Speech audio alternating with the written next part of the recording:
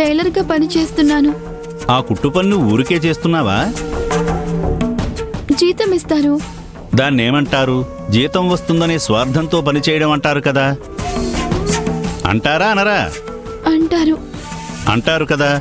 మనలాగే ఆ దేవుడికి కూడా కాస్త స్వార్థం ఉంటుంది కదా. దేవుడికి స్వార్థం ఏంటి? నువ్వు కోరుకుంది ఆయన అనుగ్రహిస్తున్నప్పుడు నువ్వు ఆయన కోసం ఏమైనా చేయాలని ఆశిస్తాడు కదా. అయితే నేనేం చేయాలి? శివయ్యకి అర్చన చేయండి, వెళ్ళి అన్నీ తెస్తాను. ఆగమ్మా, మరీ అంత తొందరైతే ఎలా? ఎంత చెట్టుకంత గాలన్నట్టు కోరికని బట్టి పూజలుంటాయమ్మా. చెప్పండి పంతులు గారు, ఏం పూజలు చేయమంటారు? ఈయనకేం కావాలి? చిటికడు భక్తి, పిడికడు బూడిద. అవునా? ఇంకొకటుంది. ఏంటి పూజారి గారు? ఎప్పుడు చూసినా శ్మశానంలో తిరుగుతూ ఉంటాడు కదమ్మా. ఒళ్ళంతా అగ్నిపర్వతంలా మండిపోతూ ఉంటుంది. అందుకే నీళ్లతో అభిషేకం చేయించుకోవడం అంటే మహాప్రీతి. అభిషేక ప్రియుడమ్మా.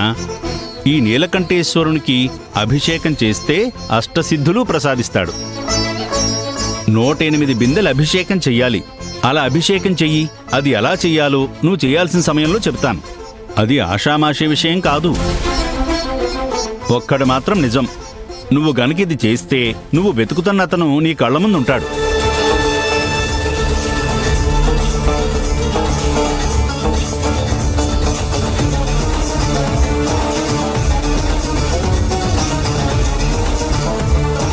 పరమేశ్వర, పూజారి గారు చెప్పిన పూజ చేస్తాను. నా అశ్విన్ని తీసుకుని వస్తావుగా?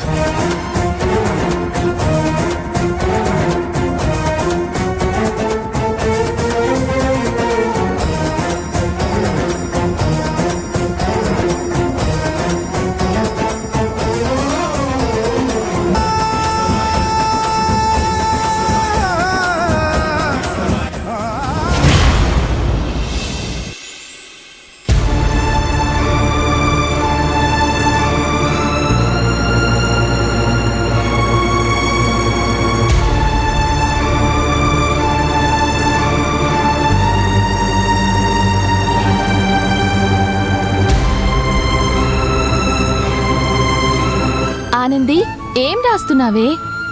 లిస్ట్ రాస్తున్నాను. ఏం లిస్టు? ఎందుకు? పూజకు కావలసిన సామాన్ల లిస్టు.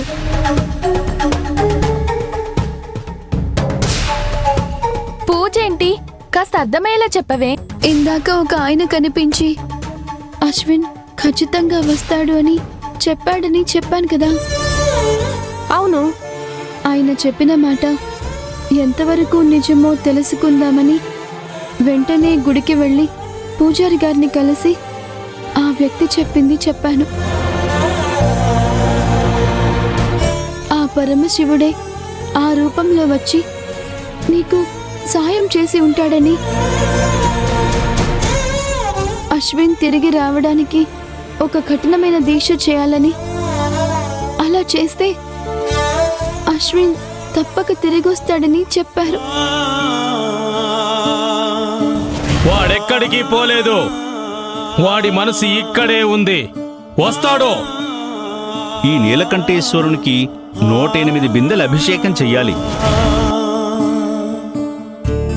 అందుకే రేపటి పూజకు కావాల్సిన సామాన్ల లిస్టు రాసుకుంటున్నాను. నీకేమైనా పిచ్చెక్కిందా? కఠోర దీక్ష చేస్తావా? ఏంటి అలా అన్నావు? మరి ప్రెగ్నెన్సీతో ఉండి నువ్వు చేయాల్సిన పనులేనా ఇవి? నీ లైఫ్ బాగుండాలని మేము అబోర్షన్ చేయించాలని చూస్తే మీరు మనిషిలా రాక్షసులా అంటూ మా మీద అంత ఎత్తున లేచరిచావు. మరి ఇప్పుడు నువ్వు చేయబోతుందేంటి? మేం చేయాలనుకున్న దానికి ఇప్పుడు నువ్వు చేయాలనుకుంటున్న దానికి తేడా ఏంటి?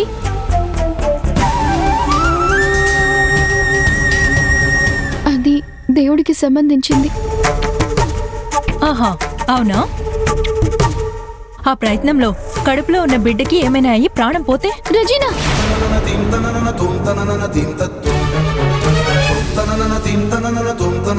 మాట వరుస కంటేనే ఇలా అరుస్తున్నావే.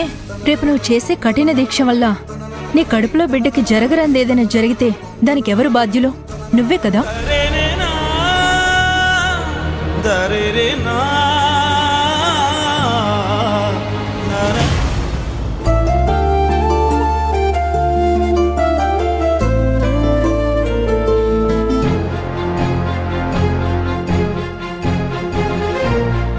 ఇదేంటి ఆనంది కాల్ కనెక్ట్ అవ్వట్లేదు. గాయత్రికి చేద్దాం.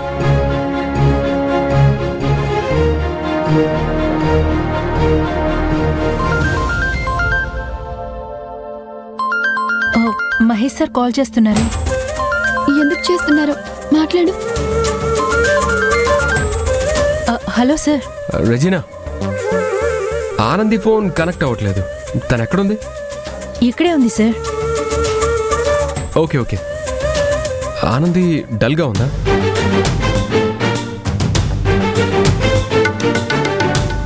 అంటే పోలీస్ స్టేషన్లో అశ్విన్ వాళ్ళ అమ్మగారు అన్న మాటలకి ఇంకా ఫీల్ అవుతుందా అని. ఫీల్ అవ్వకుండా ఎలా ఉంటుంది సార్? అంత త్వరగా మర్చిపోయేలా చిన్న చితక మాటలందా ఆవిడ?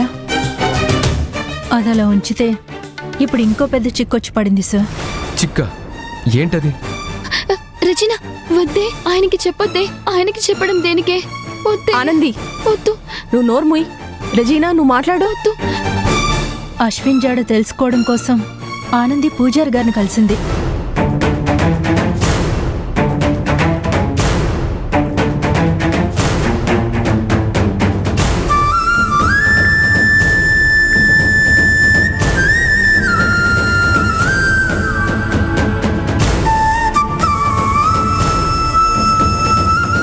వాట్?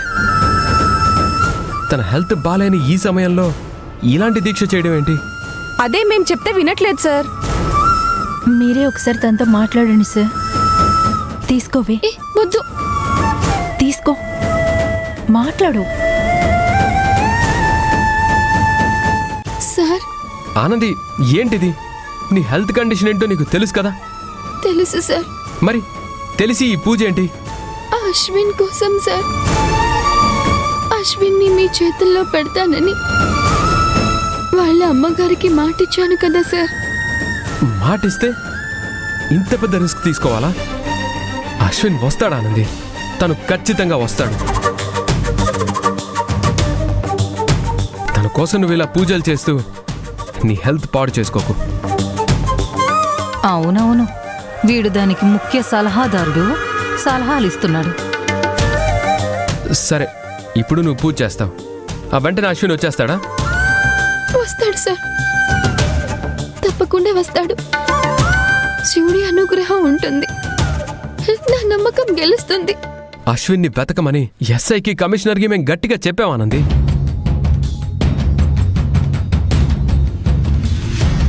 ఎక్స్ట్రా పోలీస్ ఫోర్స్ని కూడా రంగంలోకి దింపి అశ్విన్ని మీ ముందుకు తీసుకొచ్చే బాధ్యత నాది అని కమిషనర్ గారు మాకు మాటిచ్చారు. సో ప్లీజ్, నీ హెల్త్ స్పాయిల్ చేసుకునే రిస్క్ నువ్వు తీసుకోవద్దు. ప్లీజ్ ఆనంది, నా మాట విను.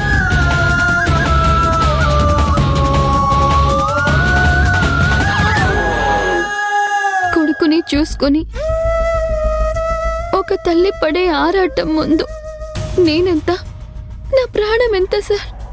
నువ్వు ఇలాంటి మాటలు చెప్తుంటే ఇంకా నేనేమనగలను? అశ్విన్ మీద నీకున్న ప్రేమే తనని సేఫ్గా ఇంటికి చేరుస్తుంది. Okay, all the best, but be careful.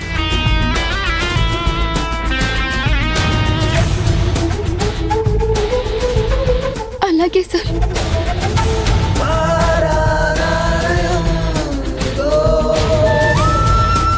ఇదేంటి, మహేష్ సార్ ఏదో దీన్ని కన్విన్స్ చేస్తారనుకుంటే దీని మాటలకి ఆయన కన్విన్స్ అయిపోయారు.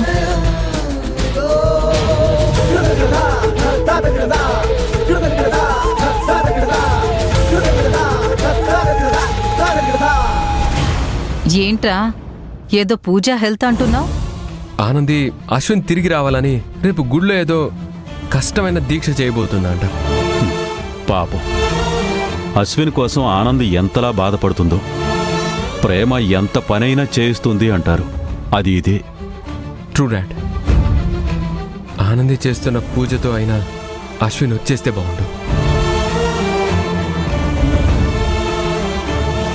అశ్విన్ కోసం పూజ చేస్తుందా?